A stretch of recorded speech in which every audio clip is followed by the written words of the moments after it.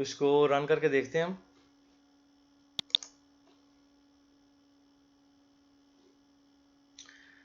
जी build होने के बाद थोड़ा टाइम ले रहा है ये।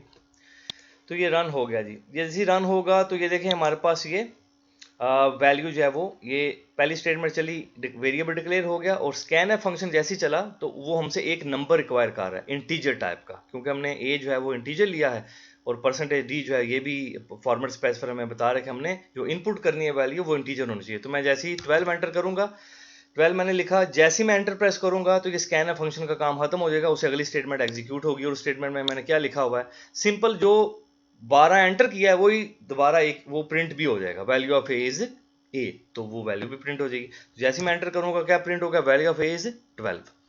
तो इस तरह सिंगल कोई वैल्यू आप इनपुट जो है वो कर सकते हैं। इसको बेहतर तरीके से समझते हैं, हम ज्यादा वेरिएबल ले लेते हैं, हम 2 वेरिएबल लेते हैं जी, बल्कि एक और वेरिएबल ले लेते हैं सम, और हम क्या करते हैं जी के स्कैन एफ करते हैं 2 वैल्यूज को, परसेंटेज डी और कामा लगाया, और यहां लिखेंगे जी एंड बी।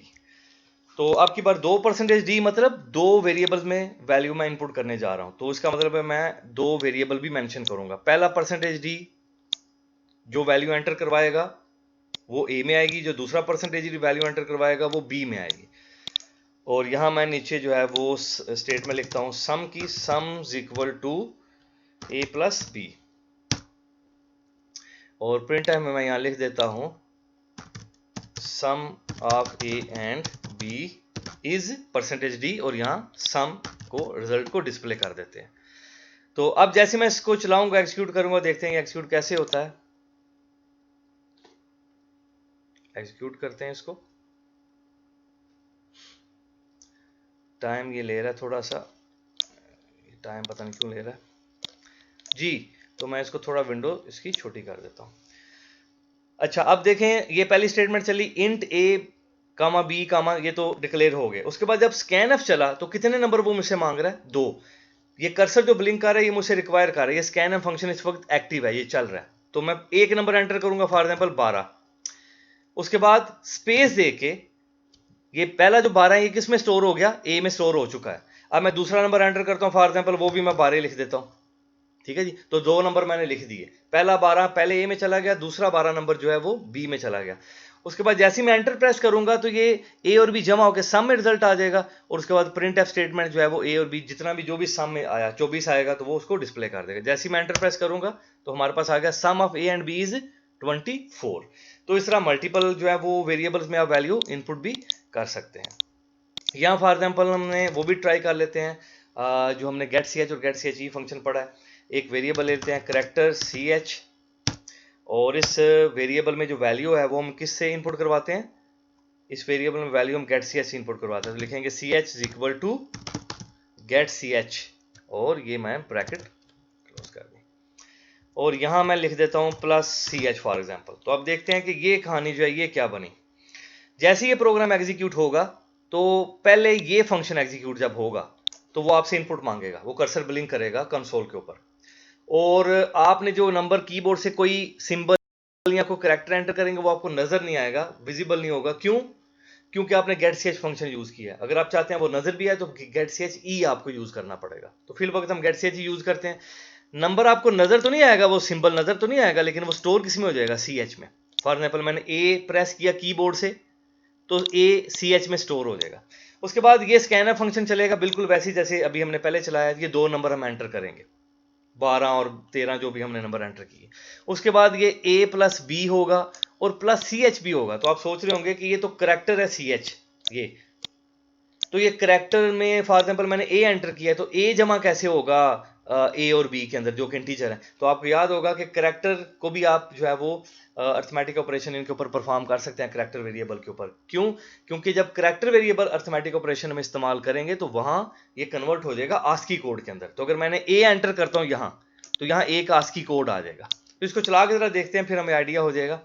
तो लिख देते हैं sum of a sum of c h comma a and b is, तो अब तीनों का सम क्या होगा वो देखते हैं। इसको रन करते हैं और देखते हैं कि जो है वो प्रोग्राम हमारा किस तरह इनपुट कर रहा है। अच्छा जी हमें एरर दे रहा है, गेट सी एच कह रहा है जी आपने फंक्शन तो यूज़ कर लिया, लेकिन ये फंक्शन की हेडर फाइल किसने इंक्लूड करनी है? बिल्कुल जी, हेडर फाइल इसकी हमने, उसने बताया है कि हेडर फाइल इसकी conio.h जो है वो आपने इंक्लूड करनी है। तो ये हमने ये ऊपर फाइल इंक्लूड कर ली। देखें ये भी चलें, एरर आ गया, आइडिया हमें हो गया, आपको पता चल गया कि अगर आप फंक्शन नीचे यूज़ कर रहे हैं ऐसा जिससे रिलेटेड आपने हेडर फाइल ऊपर इंक्लूड नहीं की, तो वो भी एरर होगा। खैर हमने फाइल इंक्लूड कर ली, इसको दोबारा रन करते हैं और देखते हैं कि फंक्शन जो है वो एग्जीक्यूट कैसे होता है। कंसोल जो है वो हमारे पास जो है वो ओपन हो गया। इसको मैं ज़रा साइड पे कर देता हूँ, थोड़ा सा इसको स्क्रीन स्मॉल कर देता हूँ। अब आप देखें कर्सर ब्लिंक कर रहा है, तो ये कर्सर किस वजह से ब्लिंक कर रहा है? ये गेट सी एच फंक्शन चला है भाई। ये देखें, ये पहली दो स्टेटमेंट तो सिंपल थी ना, डिक्लेरेशन हो गई। जब ये तीसरी स्टेटमेंट चली ना, इसमें ये गेट सी एच फंक्शन जैसे ही एग्जीक्यूट हुआ तो वो आपसे कह रहा है भाई एक कैरेक्टर एंटर करो। तो अब मैं कैरेक्टर तो एंटर करूंगा लेकिन वो आपको नजर नहीं आएगा, तो मैं ए एंटर कर देता हूं। ए मैंने ये एंटर कर दिया है और मैं कीबोर्ड से अब एंटर प्रेस कर देता हूं।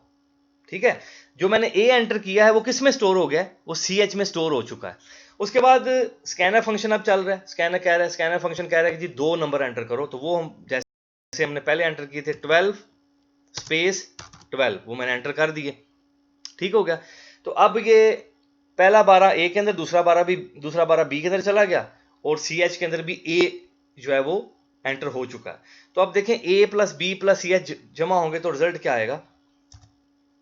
Sum of c h comma a b is 121। वही 121 कैसे आ गया? 121 भाई ऐसे आ गया कि ए जो है उसमें 12 था, बी में भी 12 था, 12 12 24 हो गए। तो सी एच में क्या था ऐसा? भाई सी एच में 97 था। क्यों? क्योंकि मैंने ए प्रेस किया था।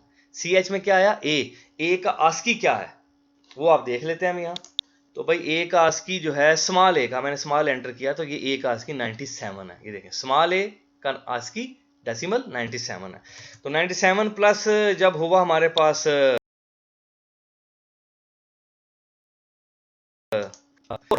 बन गया। तो इस तरह देखें आप जो है वो, कंसोल को मैं बंद कर देता हूँ, रिजल्ट आपने देख लिया। इस तरह जो है वो आप गेट सी एच का भी इस्तेमाल कर सकते हैं। मैं गेट सी एच ई भी लिख देता हूँ यहाँ, इसको रन करते हैं। अब की बार जो करैक्टर मैं एंटर करूंगा वो नजर भी आएगा। ठीक है जी, अब की बार जो करैक्टर एंटर करूंगा वो नजर भी आएगा। तो देखते हैं, कंसोल रन हो जाता है तो अब देखते हैं यहाँ।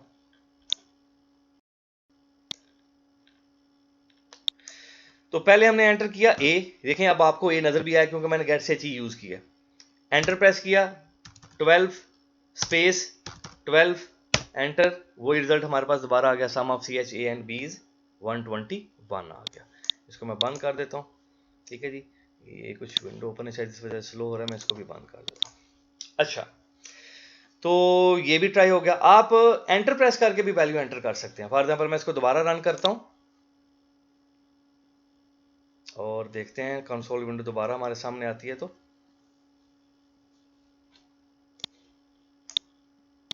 ये साइड पे किया मैंने इसको थोड़ा सा, देखें ये फंक्शन जो गेट सी एच ई, मैंने ए एंटर किया, ए एंड लिख के कीबोर्ड से एंटर करके मैंने एंटर की प्रेस की। अगला मैं एंटर कर दिया फॉर एग्जाम्पल 23, बजाय मैं स्पेस देके बी की वैल्यू एंटर करूं, मैं एंटर प्रेस करके भी बी की वैल्यू एंटर कर सकता हूं। ठीक है जी, तो आप एंटर प्रेस करके भी वैल्यू एंटर कर सकते हैं, स्पेस देके वैल्यू जो है वो भी एंटर कर सकते हैं। तो देखें जो है हमारे पास अब की बार रिजल्ट क्या है, sum of c h a and b is 154। ए तो 97 ही होगा और बाकी आप ये 34 23 जो है ये भी सम कर लें तो ये रिजल्ट आपके पास आ जाएगा। इस तरह जो है वो आप स्कैन एफ फंक्शन को, गेट सी एच फंक्शन को, get c h e function को जो है वो इस्तेमाल कर सकते हैं अपने प्रोग्राम में। इसी तरह हमारे पास जो है वो एक गेट एस और पुट एस की एग्जांपल भी आपके सामने है। ये हमने एक वेरिएबल लिया जो है वो करैक्टर डाटा टाइप को यूज करके हमने एक वेरिएबल लिया। सी लैंग्वेज में जो है वो स्ट्रिंग कोई डाटा टाइप जो है वो अवेलेबल नहीं है, तो हम करैक्टर डाटा टाइप को यूज़ करके जो है वो स्ट्रिंग वेरिएबल क्रिएट करते हो। तो हमने एक स्ट्रिंग वेरिएबल लिया c h character data type को यूज़ करके एक अरे की फॉर्म में। अरेज क्या है? कलेक्शन ऑफ जो है कह लें आप, सेम टाइप ऑफ वेरिएबल्स आप इसको कह लें आप। बहरहाल ये डेफिनेशन इस वक्त जो है वो हमारा इशू नहीं है। हमने एक जो है वो स्ट्रिंग वेरिएबल डिक्लेयर किया सी एच नाम का, जिसकी लेंथ हमने कितनी रखी 10, इसमें 10 करैक्टर आ सकते हैं इसमें। और गेट एस फंक्शन के जरिए हमने इनपुट की और जो इनपुट यूजर करेगा उसी को हमने आउटपुट कर दिया। तो इसको रन करके देख लेते हैं। तो जैसे गेट एस फंक्शन चला वो हमसे इनपुट मांग रहा है, तो मैं एंटर कर देता हूँ फॉर एग्जांपल पाकिस्तान, और पाकिस्तान लिख के जैसे ही एंटर करूंगा तो पुट एस फंक्शन उसी पाकिस्तान को जो सी एच में स्टोर है उसको आउटपुट भी कर देगा। तो ये दूसरा पाकिस्तान जो है ये पुट एस के जरिए आ गया। तो इस तरह गेट एस पुट एस भी आप यूज़ कर सकते हैं अपने प्रोग्राम के अंदर। तो ये हो गया जी हमारे पास कुछ एक छोटा सा प्रैक्टिकल भी, जो चीज़ें हमने देखी वहाँ, स्पेशली स्कैन एफ को प्रैक्टिस कीजिएगा, प्रोग्राम्स वहाँ अवेलेबल हैं। और इसके अलावा गेट सी एच ई को भी देखिएगा, गेट एस और पुट एस को भी ऐसे एक दफ़ा ट्राई करके देखिएगा। आगे जब ऑनवर्ड इंशाल्लाह हम प्रोग्राम्स बनाएंगे तो फिर उनमें इन चीज़ों को थोड़ा और ये चीज़ें क्लियर होंगी जब हम इनको बार बार यूज़ करेंगे इन फंक्शंस को, चाहे वो प्रिंट एफ का चाहे वो स्कैन एफ का फंक्शन है, तो उस वक्त हमें ज़्यादा चीज़ें जो है वो क्लियर होंगी। तो अभी मैं टाइम देख लेता हूँ, टाइम हमारे पास क्या है।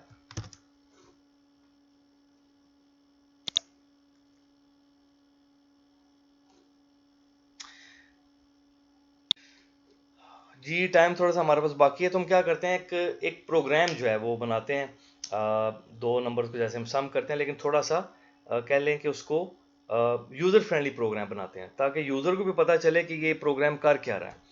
तो हम यहाँ सिंपल क्या करते हैं, दो वेरिएबल डिक्लेयर कर लेते हैं, ए लिया और बी वेरिएबल लिया और एक सम वेरिएबल भी ले लिया जिसमें हम सम स्टोर करेंगे। उसके बाद हम क्या करेंगे, यहाँ जी हम प्रिंट एफ फंक्शन यूज़ करते हैं और यहाँ हम लिखते हैं जी एक message, this program will calculate the sum of two numbers. ठीक है जी, ये मैसेज आ गया। इस मैसेज के बाद मैं एक लाइन ब्रेक भी दे देता हूँ ताकि, और दो लाइन ब्रेक देता हूँ ताकि नेक्स्ट जो भी हो आउटपुट या जो भी मैसेज आए वो नेक्स्ट लाइन के ऊपर जो है वो मैसेज आए। तो ये दो इनपुट, ये दो हमारे पास न्यू लाइन आ गई।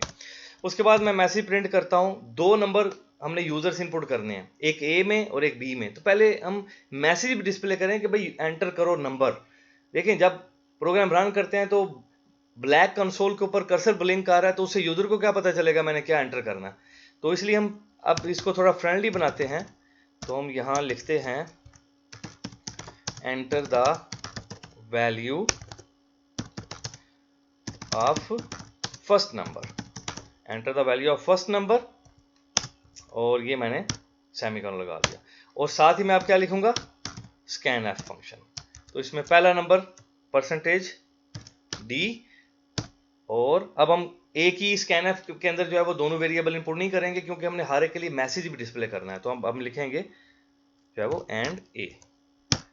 तो ये मैसेज डिस्प्ले होगा और उसके बाद ये स्कैन एफ एग्जीक्यूट होगी। इसी को मैं कॉपी कर लेता हूँ बी के लिए भी, और सेकंड नंबर यहाँ लिख लेते हैं इसको, और यहाँ क्या लिख लेते हैं बी। तो पहले ये स्टेटमेंट चलेगी, मैसेज आएगा, फिर यूज़र नंबर एंटर करेगा, फिर ये स्टेटमेंट चलेगी, मैसेज आएगा और यूज़र नंबर एंटर करेगा। उसके बाद हम कहते हैं सिंपल वही जो हम कर रहे हैं already, sums equal to a plus b हमने किया, दो नंबर जमा होकर इसमें आ गए और यहाँ हमने रिजल्ट शो कर दिया।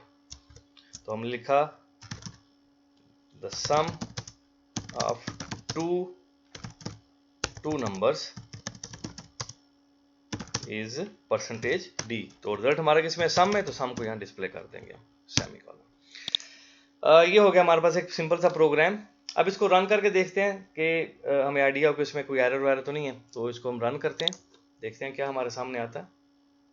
देखें अब थोड़ा सा फ्रेंडली प्रोग्राम हो गया। तो क्या है, this program will calculate the sum of two number. पहले तो हमें बता दिया कि प्रोग्राम करता क्या। उसके बाद enter the value of first number, तो कहता है कोई भी पहला नंबर एंटर कर। मैं अगर पहला नंबर ये एंटर हो गया, ठीक हो गया। जब ये enter the value of first number, ये कौन सी लाइन चली है भाई, ये वाली लाइन चली है। और उसके बाद स्कैन एफ फंक्शन जो है वो चला, तो वो हमसे नंबर उसने मांगा, तो हमने 23 एंटर कर दिया। 23 किस में चला गया, ए में। अब मैं जैसे ही एंटर प्रेस करूंगा तो ये प्रिंट एफ वाली ये वाली लाइन एग्जीक्यूट होगी, enter the value of second number. ठीक है जी, enter the value of second number, ये वाली लाइन एग्जीक्यूट हुई। और ये जो कर्सर ब्लिंक आ रहा है ये किसकी वजह से आ रहा है, ये स्कैन एफ, ये बी की वैल्यू मांग रहा है आपसे। तो मैं बी की वैल्यू यहाँ 12 दे देता हूँ। जैसे मैं दूंगा एंटर प्रेस करूंगा तो ये वाली स्टेटमेंट एग्जीक्यूट होगी, सम में रिजल्ट आएगा और इस प्रिंट एफ के जरिए रिजल्ट डिस्प्ले हो जाएगा। तो ये देखें the sum of two number is 35। तो ये हमारा प्रोग्राम हो गया। तो आप इस तरह के प्रोग्राम जो हैं बुक में भी हैं वो बना के देखिएगा।